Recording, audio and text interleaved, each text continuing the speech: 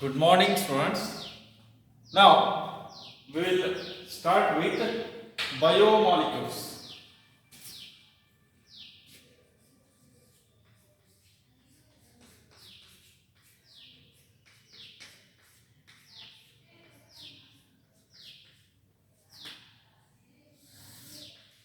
See, as we are aware of, there are so many chemical reactions taking place in each and every living organism, and these reactions are called as biochemical reactions. Biochemical reactions. And the molecules which involve in these biochemical reactions are the polymers of the long chain carbon atoms, and these are called as biomolecules. These are called as biomolecules. In that we are coming across carbohydrates, lipids, proteins, enzymes, hormones, vitamins, nucleic acids, so on. And for your reduced syllabus, now we are supposed to study only carbohydrates, proteins and nucleic acids. In that also, some part of carbohydrate has been deleted. Only we will focus on the important aspect as far as examination point of view is considered. See, now let me come to carbohydrates.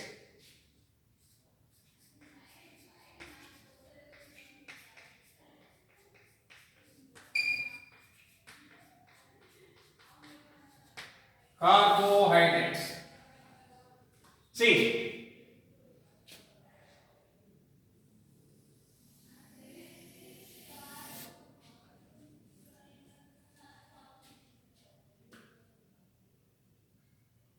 carbohydrates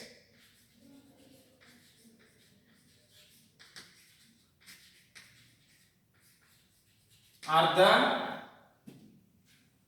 polyhydroxy aldehydes or ketones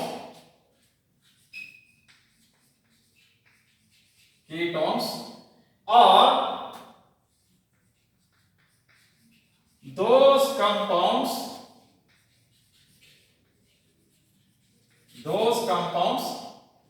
which yield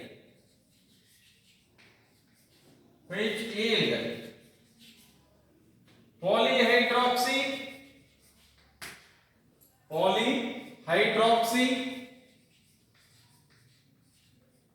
aldehydes or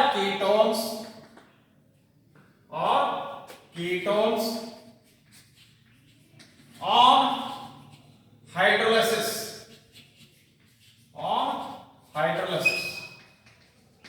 See, for example, if you take glucose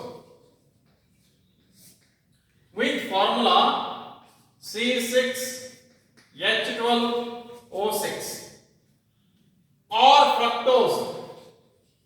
fructose, so which is also having C6H12O6. Here it is aldohexose. It is glucose is a aldohexose. It is having aldehydic functional group and 5 hydroxy groups and 6 carbon atoms. So it is aldohexose. And if you come to fructose is a ketohexose.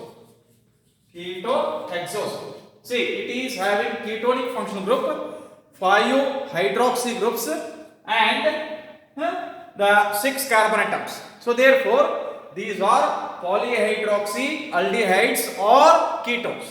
And when you come to sucrose, sucrose is also carbohydrate, because when you subject it for hydrolysis, when you add water molecule to the sucrose, we are going to get glucose and fructose So these are the carbohydrates, are the compounds which yield polyhydroxyaldehyde or polyhydroxyketone or both on hydrolysis. That is the definition. Those compounds which yield polyhydroxyaldehydes or ketones on hydrolysis are called as carbohydrates. They are called as carbohydrates. Or these are the polyhydroxyaldehydes or ketones. For example, if you take up glucose is a polyhydroxyaldehyde compound. Fructose is a polyhydroxyketone. Polyhydroxyketone. We'll try. Now, let us come to classification of these carbohydrates. Classification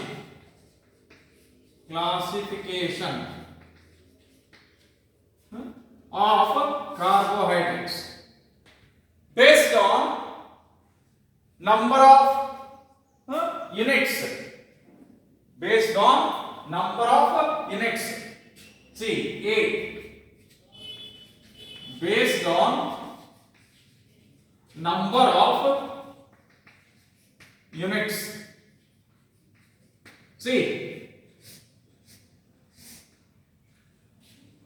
monosaccharides.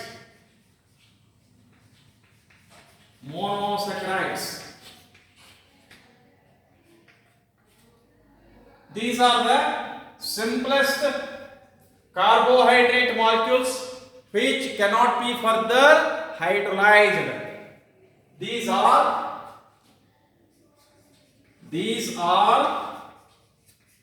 the simplest carbohydrate molecules which cannot be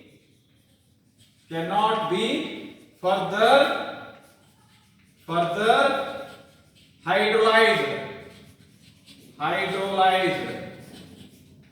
hydrolyzed. See, examples as we know: glucose, fructose, galactose, etc. These are what? These are monosaccharides. These cannot be further simplified, further hydrolyzed. Now, coming to oligosaccharides.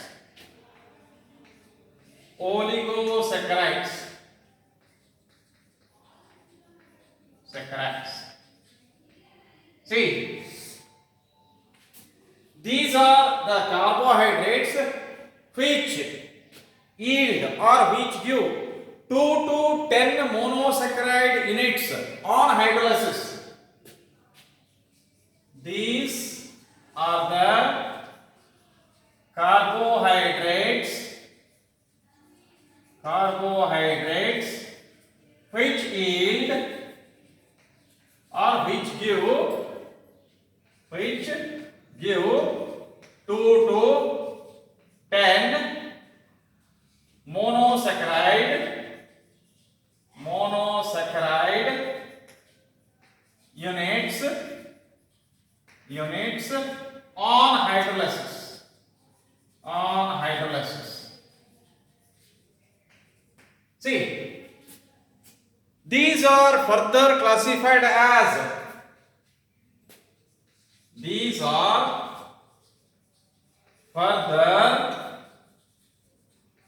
classified as disaccharides,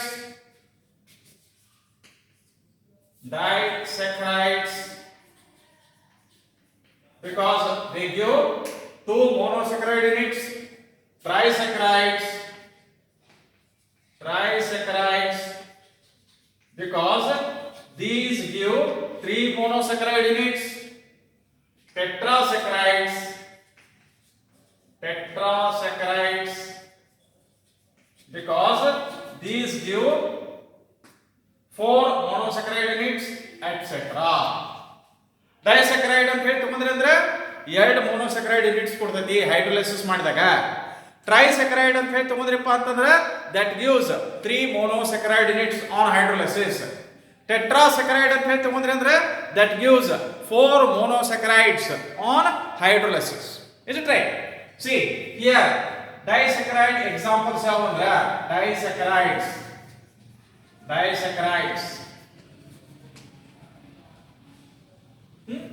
These give two monosaccharides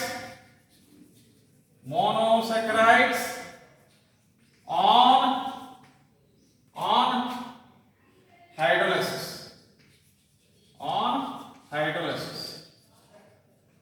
Examples sucrose, maltose, lactose, etc.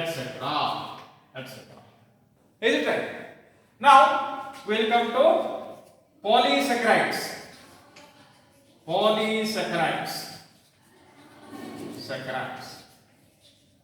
See, these are the carbohydrates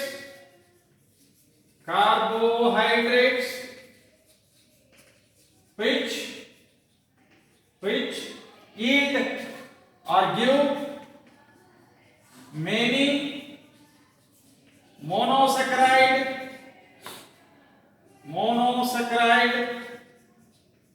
units on hydrolysis. They are called as polysaccharides. Examples are starch, cellulose, glycogen, etc. Is it right? Now coming to based on the reducing property, see, they are classified as reducing sugars and non-reducing sugars. See, second one B, classification based on reducing property. See, B, that is based on reducing property.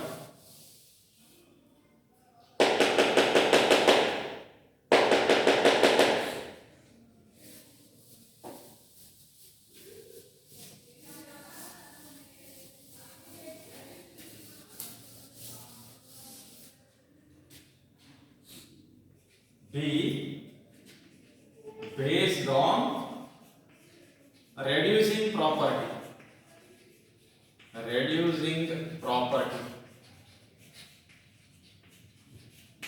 See, we are going to have reducing sugars.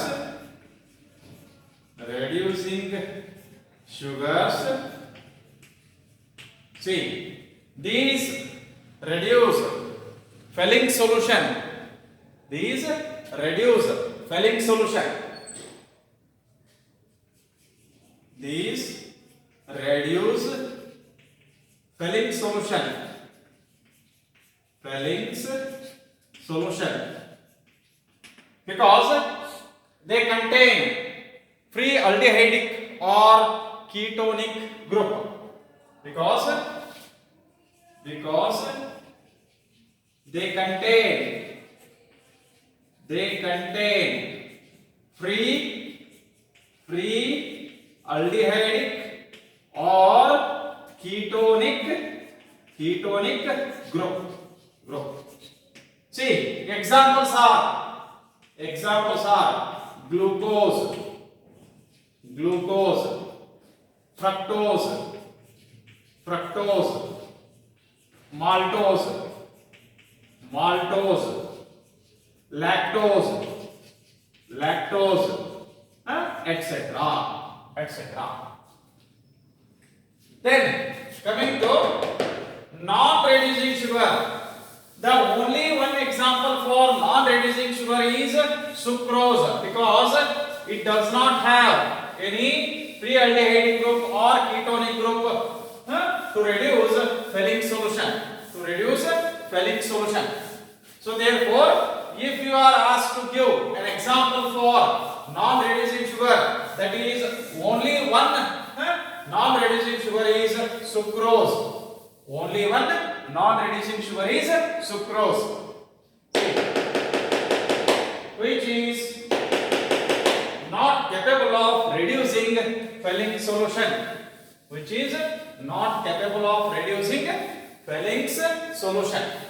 See,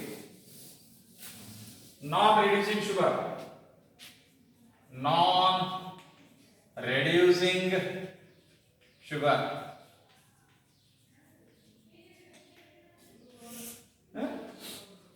capable of reducing Fehling's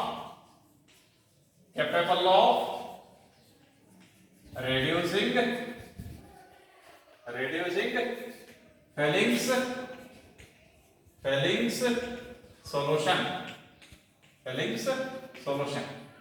See, the only one example for this is sucrose. Sucrose is the only non-reducing sugar. Now, let me come to the preparation and the structure of glucose. So, as you know, glucose is having the formula C6H12O6. C6H12O6. Preparation. If you come to preparation, it is aldohexose.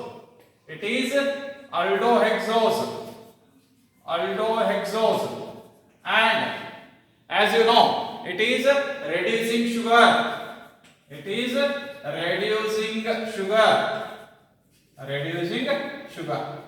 See, coming to preparation, first one from sucrose.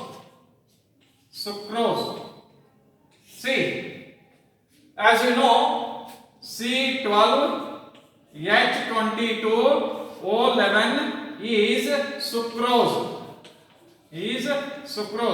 Which on hydrolysis gives, in the presence of acid media H+, it gives a molecule of glucose C6H12O6 and a molecule of fructose C6H12O6. See, one molecule we are going to get glucose and another molecule we are going to get fructose. Then commercially on large scale, glucose is obtained by the hydrolysis of starch from starch. See, this is a commercial method.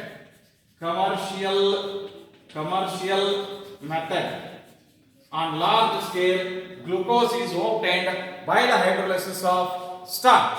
See, that is starch is C6H10O5N. C6H10 O5N, it is a polymer, plus N molecules of water. Reaction takes place in the presence of dilute H2SO4 as catalyst at 100 degrees Celsius or 393 Kelvin temperature. So what you are going to get? You are going to get N molecules of C6H12O6, that is glucose.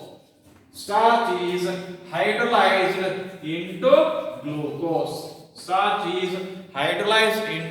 glucose. So tomorrow we'll see the structural aspects of glucose and fructose. Thank you.